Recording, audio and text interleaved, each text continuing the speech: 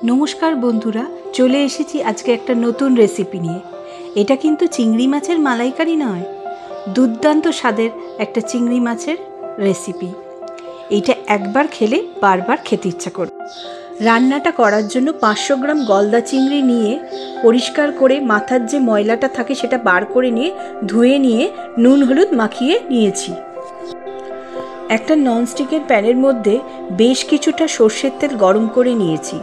আপনারা চাইলে সাদা তেলও ব্যবহার করতে পারেন।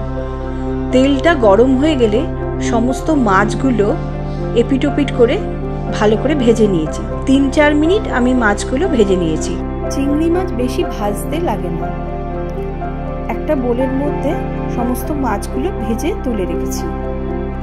গলদা চিংড়ির এই রেসিপিটা ট্রাই করে দেখবেন, খেয়ে খুবই মজা পাবেন। চিংড়ি মাছের মালাইকারি তো অনেকেই খেয়েছে, এইটা একবার ট্রাই করে দেখবেন, সত্যিই খুব মজা লাগবে খেতে। মাছ ভাজা তেলের মধ্যে 1/2 চামচ জিরে গুঁড়ো আর গোটা গরম মশলার ফোড়ন দিয়ে দুটো বড় সাইজের পেঁয়াজ কুচি নিয়ে আমি 2-3 মিনিট ভেজে নিলাম।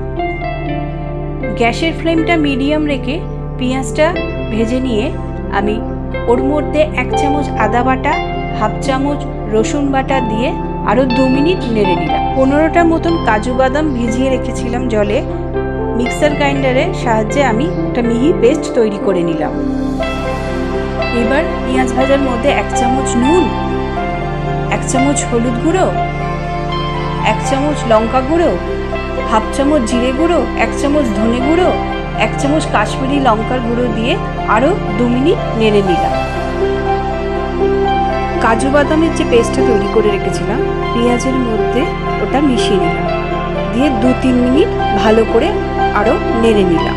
নেড়ে নেওয়ার পর আমি 2 চামচ ফ্যাটানো টক দই আমি ওই মিশ্রণের মধ্যে দিয়ে দিলাম, দিয়ে আরও 3-4 মিনিট ভালো করে কষিয়ে নিলাম যতক্ষণ না তেল ছাড়ে।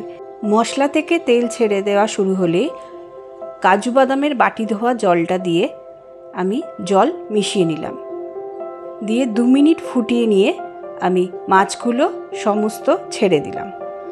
মাছগুলো 3-4 মিনিট রান্না হতে দিয়ে দিলাম। দেখতেই পাচ্ছেন মাছটা রান্না হয়ে এসেছে, গ্রেভিটা একটু ঘন হবে। হয়ে গেলে ওর মধ্যে 1 চামচ গরম মশলা আর 1/2 চামচ ঘি দিয়ে আর ওপর থেকে একটু কাঁচা লঙ্কা ছড়িয়ে দিয়ে নামিয়ে নিলাম। আমার ভিডিওটা ভালো লাগলে একটা সাবস্ক্রাইব করার অনুরোধ রইল।